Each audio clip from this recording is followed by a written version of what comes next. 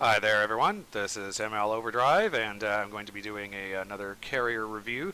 This will be a bit different. So this is how I would recommend in some basic level of play to play carriers in. Wow, that entire sentence was complete fail. Okay, so what I'm going to attempt to do is show you. I'm going to attempt to show you how to play carriers at a reasonable level of ranked. I'm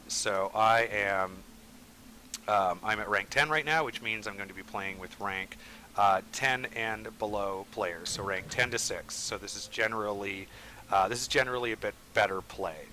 So players are, they start to know what they're doing. This guy, this Daddy Helium guy, is apparently I know him because he says hello. Yeah, tell Mr. Mean I say hi. Means the clan leader that I'm in. But yeah, anyways, so he's a rank 6, so there's lots of good players here. Team composition, yeah, two Clevelands on either side. Now it's interesting to note with Cleveland's is that they now Cleveland's now have the same option as other cruisers do, so they can get hydro instead of defensive fire. So this is great for carriers because this means that now a lot of Clevelands are not going to be packing. Defensive fire because most of the time there just aren't carriers in games. So Clevelands are not. They're still scary, and you still stay away from them, but they're not instant death like they used to be all the time. Because sometimes they take hydro.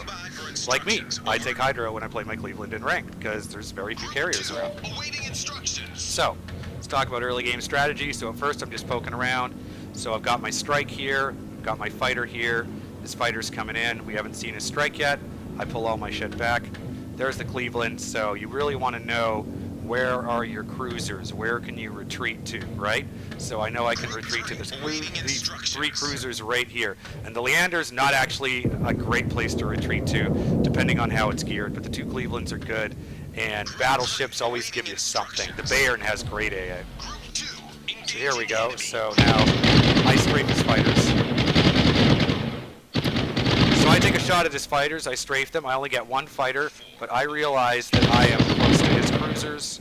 There's a catapult fighter there, so I immediately strafe out. So that's an important little moment there. So I strafed in, I only killed one of his fighters, and then I realized, oh, this leaves me too close to cruisers, so I immediately strafed out of the dogfight. So that cost me another fighter, so that cost me 2 fighters in total, killed one of his, not a great move, not the end of the world. So you take risks. As far as risk taking goes, I got away with that relatively scot-free. I went into the teeth of a Cleveland, and I didn't really lose anything, so it's not a big deal. His squadron got depleted once, so our squadrons are still relatively even strength. Yeah, so at this point, I still haven't seen his strike. So at this point, I'm now thinking, okay, well, he's either holding it back in reserve. Some carriers do that. They just never let you see their strike until they deploy it. And he ends up being one of those types. But the other reason for that, for not seeing his strike, like he's seen plenty of my strike now. So the other reason that I might not have seen his strike is because, of course, is because he's trying to snipe me. So that would mean he's bringing it around the edges of the map, like around the 1 line or the 10 line. And yeah, you see me say it in chat, he's trying to snipe me, I think. So what do? So I've got my fighter back here. Because I haven't seen his strike yet, he's not actually threatening, my guys. So, and my guys are well protected, right? The 2 battleships are here, that's who he wants to go after. He's got a Cleveland and a Leander, so he's fine. Fubuki can smoke. So there's no problem there. I don't actually need my fighters. So what am I doing with my strike? Well, I'm trying to spot as much as I can, so I've split them up. I got the bomber over here. Bomber's close to the Leander, so if the fighter comes, I can at least run to that. Got the torpedo squadron over here. I'm trying to spot on 2 fronts just to keep his fighter busy. I keep poking around. Spider comes in. I pull back. Easy to see where I can retreat to. I got a Cleveland right there, 2 battleships. And then I've got my fighter back here just supporting me, and I'm moving my carrier over here. I don't want to be where he thinks I'll be if he's trying to snipe me. If I was really hoping he would try to snipe me, because these 5 planes plus all the AA gear I have on my carrier, I'm pretty sure I could have taken out a strike. So you see over here, you see on the minimap, his fighters are lunging towards my bombers. I pull my bombers back. There's the Leander. Now, of course, by doing this, this does spot the Leander. You know, the Leander does get spotted by the fighters. But, you know what? Too bad. I mean, that's just how it works, right? You're a cruiser with smoke, you can handle it. Then he smokes and he's fine.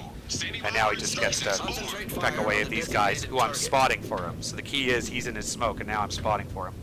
Okay, so the enemy carrier's strike shows up. So there it is. I'm nowhere near. It's a good time. You can see why he's picked this moment, because the cruiser, the Cleveland, is a little too far away from the battleships. He should have been closer, but that's okay. So we'll see what he does, because I didn't actually watch this. My fighter is en route to intercept, but it's a ways away. Oh, actually, no, it's not. Here it is. So here comes my strafe. Engaging enemy. Took out the torpedoes. Not a great torpedo drop there. He got 2 hits on the Baron, but not the end of the world. I pull my fighter back. Okay, and so while this is going on, because I know his attention is there, I'm moving my torpedo squadron, and I'm putting a hit on this glacier. Because I know his fighter's over here, so I know that's my free time. Some cruisers, but they're not that close. He's doing the right thing by turning in, so I'm not going to get a good connection here. I can't go around because of these Clevelands, so I just had to take the shot. I got a hit, and it hurt him. Basically knocked him out of the game. I wish I could have killed him, but in order to do that, I would have had to have gone up and around here, and the Clevelands were there, so that wasn't an option. So you just have to take what they give you. He's going to hide behind this island for pretty much the rest of the game. Yeah, so my fighter ended up winning the fighter battle. Yeah, so I've got a bomber. So my team's telling me, hey, there's a DD here, they're pinging it, and I'm like, yeah, I know. I'm trying to see it with the bomber, but the problem is that this Cleveland is definitely spec'd for AA, because he's shooting my planes down from all the way over there. And they're still getting hit. He's still shooting them down. I can't lose that many planes to try and spot the DD. I pull back. I spot some torps. I say, okay, oh, there's a DD here. And then I remember the glass and air. Oh, let's see how good its AA is. There's the DD they wanted me to spot. Well, it hasn't defensive fired me, so I go in, give it a hit. It does have some AA. Get a hit, get a fire, almost kill it. It puts out the fire with its defensive fire. It's still going to live because it's still hiding. Can't actually shoot over the mountain to it. So that is that. I'm going to speed things up a little bit here just to get past all this. So main things to watch out for, like remember to spot. Don't like. That's why the enemy carrier chose the strategy of hold back your strike so that your opponent can't see where they are and maneuver his fighters, so you have the element of surprise. That's legit. I don't like that though. What I do is I use my strike. I constantly move them around in order to entice the fighters and bait the fighters and just keep them occupied, and I use them to spot constantly. I think that's a better way. If you're going to play strike, I think you have to spot, and you have to put a lot of effort into it. And if the team gives you a priority target, even if there's something juicy around that you want to kill, you need to do what the team says. If you're going to play strike, you can't be selfish about it. So here comes the big strafe. He's just sending all his stuff in, so I just strafe them, get 3 of them.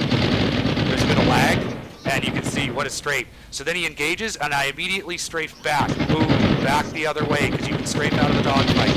Wham! Just cleared the whole sky there. He didn't get none of those munitions deployed. None of my ships really got hurt there. And he's pulling his fighters away because they're in desperate trouble now. He's only got 2 fighters left in the squad. So now I think, okay, now's my time to move on the Fuso because his fighter squadron's crippled. He very wisely brings his last 2 fighters to try and disrupt my run on the Fuso, which they do. If the fighters had kept running, I would have kept moving on the Fuso. I would have actually gone around him. As it was, I had to maneuver like this. I have to avoid the fighters. They're going to catch me. My fighter's inbound. I spot a Fubuki on the way. That's good. Keep him spotted.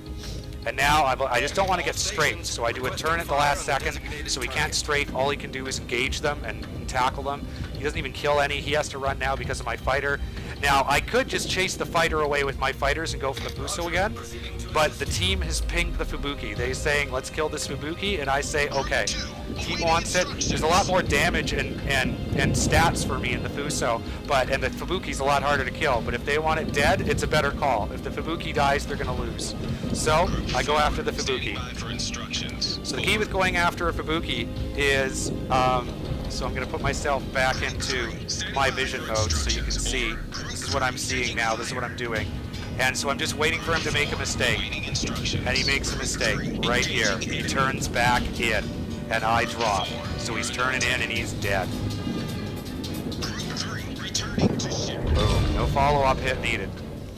My fighter is just milling about keeping the Fuso spotted, so my fighter is just going to keep that Fuso spotted pretty much forever. Here come my bombers. I say, okay, they're milling around. Let's go hit the Fuso, see if we can use this damage control. My fighters go over here to go back to protect the Dunkirk and the Bayern. There's a Leander over here anyways, but it doesn't have defensive fires, so it's not complete protection. I don't know how many planes the enemy has left. Not a lot, because I've shot down 20. And I think he got 37 with the Indies, so I know he's hurt. And he's got a fighter squadron, but he's still only got that 2 fighters. It's enough to chase away my bombers, but I'm just gonna go kill them. Sorry about the snipping. So I strafe him, because yeah, what he should have done was kept going into it and just lose 1 instead of 2, but he didn't. Yeah, so I'm maneuvering my bomber over to go hit this other battleship. I tackle the bomber, and then I strafe it. So that's a good trick. You tackle it to make it slow down, and then you can strafe right out of the tackle. So that pretty much clears up that. Send this bomber over here. I'm going to send my fighter. So this bomber's going to go hit the Bayern. I think I get like 3 hits. I don't get a fire. It doesn't matter. It's dead anyways. Just, you know, dogpiling on. Boom. Throw some damage on it. Fuso's still visible, which is good. So I'm going to keep him spotted with the fighter, which isn't hard to do because the Fuso you can see from space. So you just have to have it in the general vicinity. At this point, yeah, 27 planes shot down, and I know my team shot some down, so the other carrier has no planes left, I know that. I don't have to worry about them anymore, so I can just use the fighter to spot. People are calling GGs. Yeah, and so it's like, hey, I can go for the carrier, or I can go for the Fuso. Well, the carrier's no threat, Fuso's a threat, so we go for the Fuso. Carrier also has better AA, and he might have a fighter or 2 left, I don't know. I didn't see any, but I mean, the carrier just gave up, because, you know, nothing he could do, game's over. Anyways, yeah, so let's speed this up quickly. Yeah, so main things, my main piece of strategy would be, for carrier players who play at this rank, is that you really need to play, like, you need to be responsive. You need to be responsive to what your team wants. So there were a couple of times there where I chose targeting priorities that were not what I wanted. I wanted to kill that Fuso twice, and I probably could have if I was willing to pay the butcher's bill, but I didn't, and it was because it wasn't a good idea. So anyways, oh well, there we go, critical error. Anyways, so that is my tutorial on how to play. So that was at rank 10. I'll put the stats up afterwards, and yeah, hopefully that was enlightening. Have a good one.